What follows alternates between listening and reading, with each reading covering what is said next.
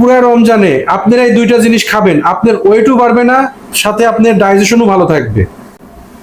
আপনি রাত্রে 1 গ্লাস জলের মধ্যে চিয়া সিড 1 চা চামচ পরিমাণে ভিজিয়ে রাখবেন। আর সকালবেলা যখন আপনারা সেহরি খেতে উঠবেন তখন 1/2 চা চামচ পরিমাণ ইসুপকুলির ভুসি একটা পাত্রে নিন। আর সকালবেলা যখন আপনারা খাবেন তখন অবশ্যই দই খাবেন, আপনাদের অ্যাসিডিটি কমে যাবে। অবশ্যই এটা টক দই হবে। আর সারা রাত্রি যে চিয়া সিডটা ভিজে রেখেছিলেন, এটা খাওয়ার আগে এর মধ্যে ইসুপকুলির ভুসিটা মিশিয়ে দিবেন, সুন্দর করে মিক্স করে নেবেন। সকালবেলা সেহরি খাওয়ার আগে অবশ্যই এই মিক্সারটা হালকা গরম জলের সাথে খাবেন। যদি পুরো রমজান এটা মেনটেন করেন তাহলে আপনার ওয়েট তো বাড়বেই না, সাথে আপনার ওয়েট কন্ট্রোল হবে। আপনি যদি সেহরিতে খেতে না পারেন, ঠিক এইভাবে আপনি ভিজায় রাখবেন, আপনি ইফতারিতে খেতে পারবেন। এইভাবে 2 বেলা খান।